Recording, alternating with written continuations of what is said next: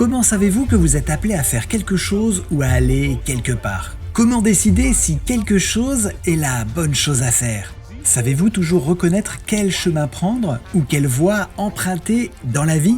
Ou est-ce parfois moins clair? Dieu nous laisse-t-il le soin de prendre certaines décisions? L'appel d'Ellen White et son voyage en Australie illustrent à bien des égards les défis auxquels nous sommes confrontés dans la recherche de la volonté de Dieu, car elle y a également été confrontée.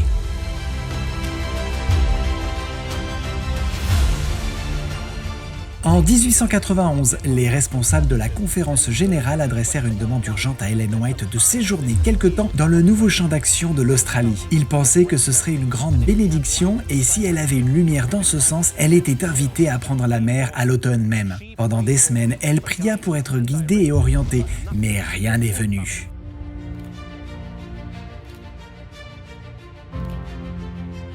Elle était prête à partir, même si c'était un grand sacrifice. Si elle savait que c'était la volonté de Dieu. Mais malgré ses prières, elle n'entendit que le silence.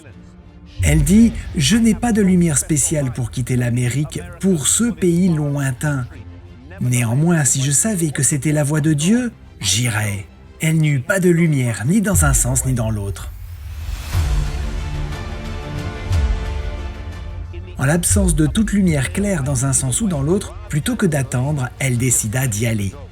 Certains ont considéré que son appel pour l'Australie était le résultat de circonstances politiquement orchestrées, mais Ellen White ne s'est jamais empêtrée dans de tels débats.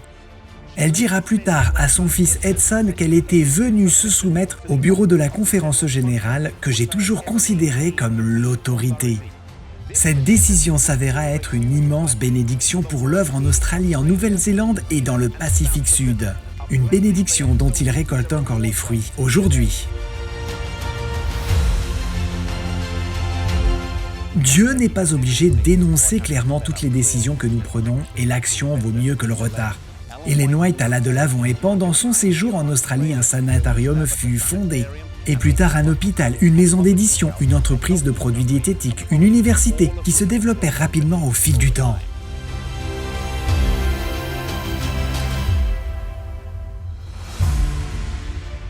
Quand Ellen White arriva en Australie, elle fut rapidement atteinte d'une fièvre rhumatismale qui dura environ 8 mois. Elle souffrait et resta longtemps au lit.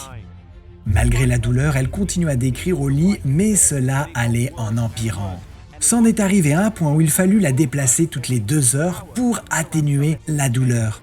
Finalement, elle demanda à être ointe et après elle déclara être soulagée, mais pas rétablie. Mais qu'elle se contentait d'attendre que le Seigneur agisse en sa faveur.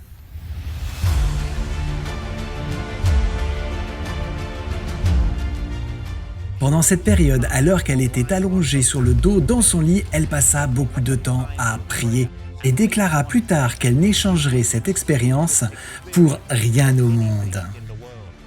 C'est à cette époque que Jésus devint un ami plus cher qu'auparavant.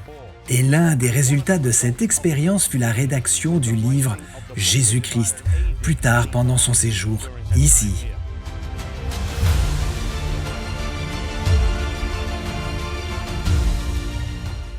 Parfois, Dieu a été très explicite dans la façon dont il a conduit Ellen White, et à d'autres moments, il était moins direct. Parfois, il était silencieux et elle devait se débrouiller. Si c'était ainsi que Dieu dirigeait un prophète, alors nous ne pouvons pas nous attendre à ce qu'il soit plus directif dans nos vies aujourd'hui. Il ne nous dicte pas exactement toutes les décisions que nous devons prendre et il attend souvent de nous que nous utilisions notre esprit pour raisonner lorsque nous prenons une décision.